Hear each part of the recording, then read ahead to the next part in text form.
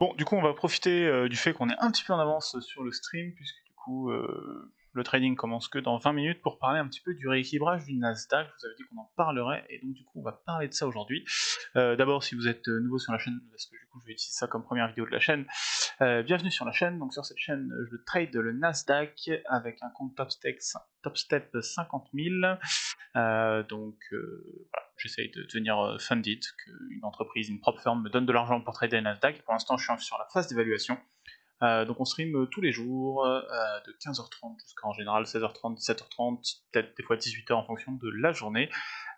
Et où du coup je stream en live je trade en live pour vous montrer un petit peu comment ça fonctionne. Donc si ça vous intéresse, pensez à vous abonner, pensez à liker les vidéos quand elles sortent.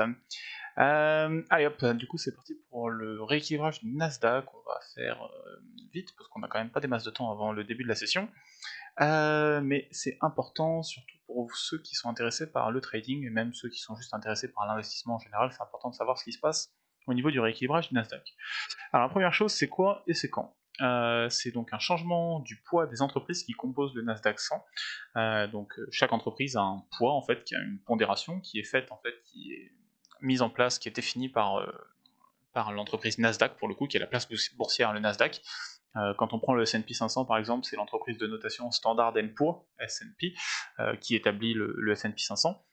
Et le S&P 500 est ensuite tradé sur le New York Stock Exchange, sur la place boursière de New York. Mais là, pour le Nasdaq 100, c'est un index qui est fait par la place boursière elle-même, qui définit elle-même ce qui va dans cet index-là. Le moment où ça va avoir lieu, c'est le 24 juillet 2023. Comme je vous le mets ici, c'est une mise à jour exceptionnelle qui est due aux performances anormales de certaines entreprises. On va rentrer un petit peu plus dans le détail là-dessus dans quelques minutes. Mais normalement, ce type de changement de poids dans les index, ce type de rééquilibrage-là, ça arrive à des dates qui sont définies à l'avance. Et là, cette fois-ci, c'est un rééquilibrage exceptionnel qui est dû à une situation également exceptionnelle. Donc pour ceux où c'est pas forcément clair, je vous ai mis un petit exemple de ce à quoi ça peut ressembler. Donc je vous mets un index random 10 avec 10 entreprises à l'intérieur, et ces 10 entreprises, elles ont un poids. Elles sont, voilà, on dit, dans l'index random 10, si l'index random 10 vaut 1000 euros, et ben il y a 15% de ces 1000 euros qui sont alloués à l'entreprise A, il y a 15% de ces 1000 euros, donc 150 euros, qui sont alloués à l'entreprise B, il y a 15% qui sont alloués à l'entreprise C, et ainsi de suite, jusqu'à l'entreprise J, et on a bien un total de 100% à la fin. Et donc à chaque fois que quelqu'un va acheter une part de l'index, c'est comme ça que l'argent va être réparti. Si la personne met 1000 euros dans cet index-là, c'est comme ça que l'argent va être réparti. Si elle met 100 000 euros dans cet index-là, c'est aussi comme ça qu'il va être réparti. Et suite au rééquilibrage, on a une nouvelle situation, et du coup on a l'entreprise A qui ne pèse plus que 13%, l'entreprise B qui ne pèse plus que 12%, C 12%, et ainsi de suite, et ainsi de suite. On a toujours 100% à la fin, mais quand quelqu'un va mettre 1000 euros, au lieu d'avoir 150 euros qui vont sur l'entreprise A, on va avoir que 130 euros qui vont aller sur l'entreprise A, 120 euros qui vont aller sur l'entreprise B, et ainsi de suite. D'accord? Et au moment du rééquilibrage, ça veut aussi dire que les robots qui tradent les ETF vont devoir se rééquilibrer en fonction de cette nouvelle donne, et vont devoir du coup vendre beaucoup d'actions de l'entreprise A et de l'entreprise B pour se remettre aux nouveaux taux qui sont définis ici. Dans mon exemple, on finit toujours avec 100% à la fin, donc on a un rééquilibrage parfait. On va voir que pour le Nasdaq c'est un petit peu différent, mais ça arrive tout de suite. Alors le pourquoi maintenant. Le pourquoi, il y a plusieurs points. Le premier point, c'est que le Nasdaq 100 est à plus 42% aujourd'hui, alors qu'on est qu'en juillet. C'est une performance qui est anormalement haute. Pour vous donner un exemple, l'année dernière, qui était une très mauvaise année pour le Nasdaq a fini à moins 32% sur l'année. Donc là, on est repassé sur les moins 32 et on fait même du positif. Et donc on est revenu au niveau de fin 2021. Donc on a complètement effacé la phase d'inflation qui était censée faire très très mal au Nasdaq, qui a fait très très mal au Nasdaq l'année dernière, et on a cartonné. Les 7 plus grosses entreprises de l'index ont un poids cumulé de 55% au sein du Nasdaq. Ça veut dire que là, quand on regarde mon exemple là, et ben les 7 plus grosses entreprises, en fait, elles sont beaucoup trop importantes, elles pèsent pour 55%, puisque du coup 7 entreprises sur 100 représentent 55% de l'indice, donc on a un très très fort déséquilibre vers le haut au niveau du Nasdaq, ce qui n'est pas forcément souhaitable pour qu'un indice se porte en bonne santé. Ces 7 entreprises sont en moyenne en progression de 90% sur l'année. Donc voilà, hein, il y a des performances qui sont variables, mais globalement, c'est ce qu'on peut voir. Je crois que je vous les ai téléchargés. Ouais, je vous ai téléchargés. Donc on a Tesla qui est à 140. On a Apple qui est à 53. Nvidia, je t'adore, qui a plus 209, 53%.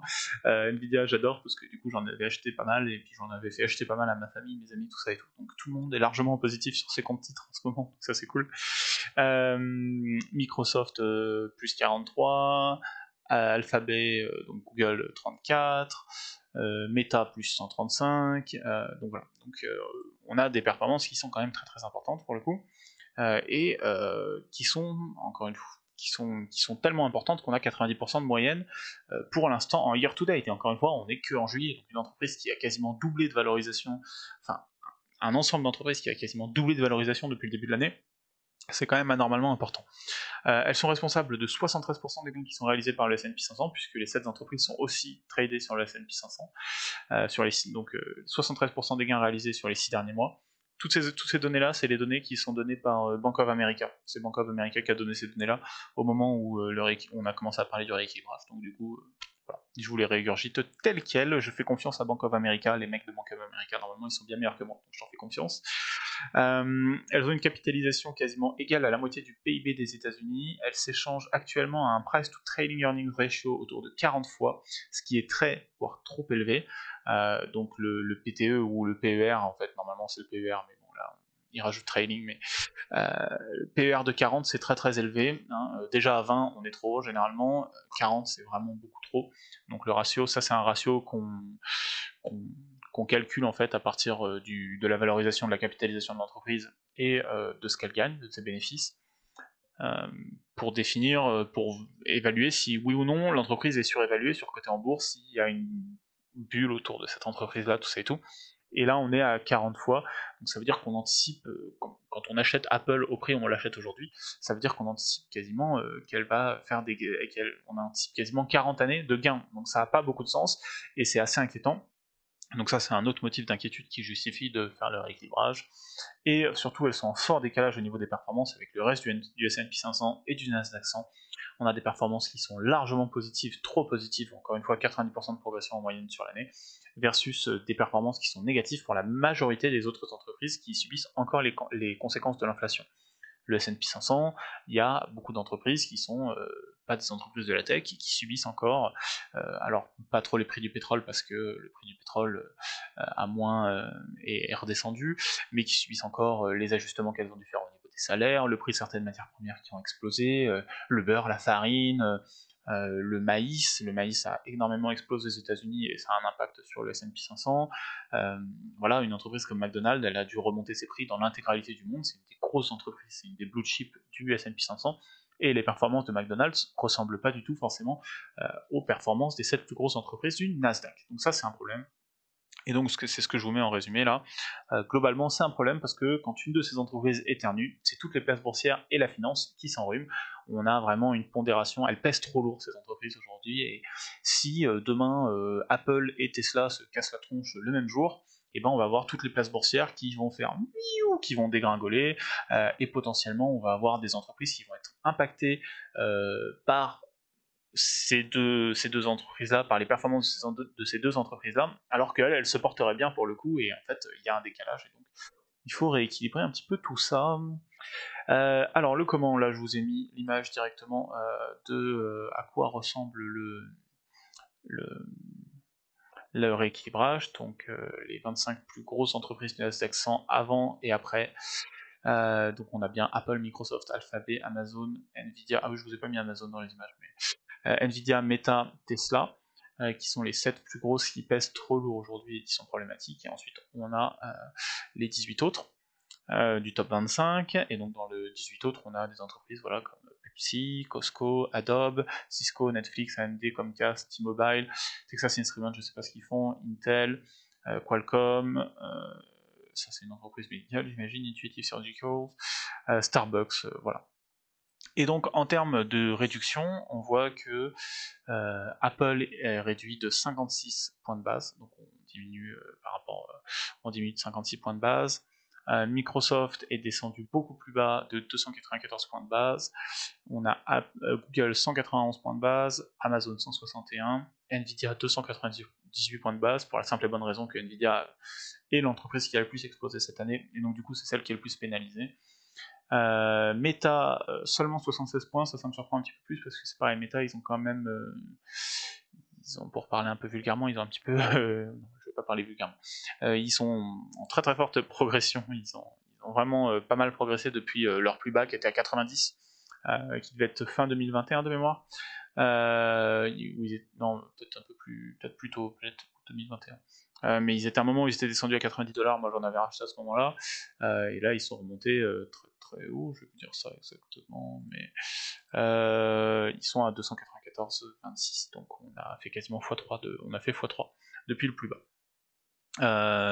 Donc voilà, et Tesla, moins 104 points. Et donc ensuite on voit que tous ces points-là vont être redistribués, sur le reste, puisque du coup, là on rajoute 64 points de base à Broadcom, on rajoute 45 points de base à Pepsi, ainsi de suite, ainsi de suite. Ce que vous voyez aussi, c'est que normalement il n'y a pas le même nombre de points entre ici et ici, parce que du coup on a un différentiel de 24 points de base qui devrait, d'après l'entreprise Nasdaq, se traduire par une performance, par une modification de 1,6% de plus 1,6% de l'index, et un gain de 600 millions de dollars. Donc ça, c'est le document qui a été release par le Nasdaq.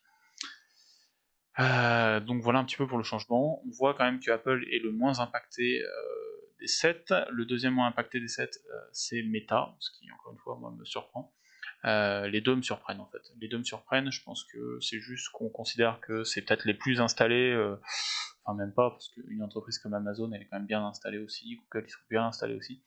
Donc ça me surprend un petit peu comme manière de faire, parce qu'Apple, ils font quand même... Enfin moi, je suis quasiment sûr qu'il y a une bulle autour d'Apple, quoi. Enfin, tu me dis, il y a une bulle autour d'NVIDIA, franchement, oui, Nvidia est peut-être un peu surcoté en ce moment, mais Nvidia, ils sont quand même aujourd'hui, ils sont propriétaires d'une des technologies d'avenir les plus importantes, qui va être utilisée dans le spatial, dans la réalité virtuelle, dans tout le computing. Et aujourd'hui, tout le computing, tous les data centers sont en train de se mettre à Nvidia parce que Intel n'arrive plus à faire progresser leur processeur assez rapidement, et du coup, c'est Nvidia qui augmente la puissance de calcul des data centers. Donc je suis un petit peu surpris par la manière dont c'est fait. Mais c'est comme ça, et il y a des gens bien plus intelligents que moi qui l'ont fait, c'est qu'il doit bien y avoir une raison. Et ensuite, du coup, les conséquences, du coup on en a déjà parlé un petit peu. Du coup, ce que le Nasdaq prévoit, c'est qu'il va y avoir une légère croissance de l'index, parce qu'il pense que ça va rajouter environ 600 millions de dollars à la capitalisation de l'index. Est-ce que moi je pense, moi je suis beaucoup plus sceptique, je pense que c'est très difficile à savoir et à prévoir, et je pense que c'est beaucoup plus dur à quantifier que ce qui nous est présenté sur cette image-là. Les entreprises qui vont récupérer les points perdus par le top 7, elles sont soit dans le même cas que le top 7, donc elles ont un price to earning ratio qui est élevé, elles ont fait des énormes performances sur les derniers mois et les dernières années, mais elles vont avoir du mal à maintenir ça, hein. C'est le cas par exemple pour Netflix ou AMD. AMD, ils ont vraiment tout cartonné, j'adore AMD, c'est aussi une entreprise que je possède, mais comme Nvidia, je pense qu'ils sont un petit peu en haut de la courbe là en ce moment, et Netflix particulièrement, et du coup elles risquent de voir des croissances faibles, voire des croissances négatives, enfin des décroissances du coup. Et ensuite, on a des entreprises qui sont beaucoup moins dynamiques que le top 7, comme Comcast, T-Mobile, Qualcomm, Cisco, ce genre d'entreprises-là, qui sont des entreprises qui sont beaucoup plus installées et qui ont des performances de blue chip, des performances beaucoup plus calmes que les 7 grosses startups, qui sont encore des startups, mine de rien, dont on a parlé plus tôt. Donc moi j'aurais plutôt tendance à penser que ça va tirer vers le bas, parce que je pense que quand les robots, quand tout ce qui trade le Nasdaq 100 va devoir se rééquilibrer, et va commencer à vendre du Apple en masse, et va commencer à vendre du Tesla en masse, et à vendre du Microsoft en masse, et du Google en masse, tout ça et tout, parce que on parle de millions d'actions qui vont être vendues pour pouvoir rééquilibrer tous ceux qui traitent ces index-là, parce qu'il y a tous ceux qui traitent le Nasdaq 100, donc via des indices comme le QQQ, mais il y a aussi tous ceux qui les trade en Europe, il y a tous ceux qui les trade en Asie, il y a tous ceux qui les trade en Afrique, tout ça et tout. Donc à mon avis, ça va avoir un impact qui va être plus significatif que ce qu'on pense, et je pense que ça va avoir plutôt tendance à tirer le S&P 500 et le Nasdaq 100 vers le bas, et je pense que c'est la logique qu'ils ont.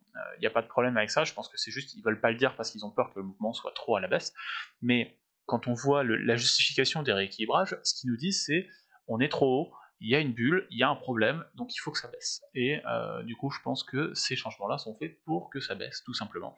Et donc, à mon avis, je pense que c'est ce qui va se passer, même si ce qu'on nous dit c'est oh, ça va faire plus 600 millions, à mon avis, on va cracher pendant quelques semaines. Peut-être pas pendant plusieurs mois, je pense que peut-être que quand on va avoir les nouveaux earnings, tout ça et tout, peut-être qu'on va se dire, bon, bah, en fait, même si Apple pèse moins lourd, même si Google pèse moins lourd, tout ça et tout, vu combien ils ramènent en fin d'année, bon, bah, c'est pas grave, de toute façon, on peut refaire monter le Nasdaq, on peut reparier à la hausse sur le Nasdaq, mais je pense que pendant quelques temps, ça risque de nous impacter à la baisse. Donc voilà, c'est tout pour cette vidéo, j'espère que c'était assez complet, que c'était assez clair. Si vous avez des questions, bien sûr, n'hésitez pas à les poser dans le chat, je répondrai comme d'habitude. Merci à tous ceux qui regarderont cette vidéo en vidéo YouTube plutôt que via le stream. Et souvenez-vous, on stream tous les jours, du lundi au vendredi, à partir de 15h30. Ciao et bon dimanche.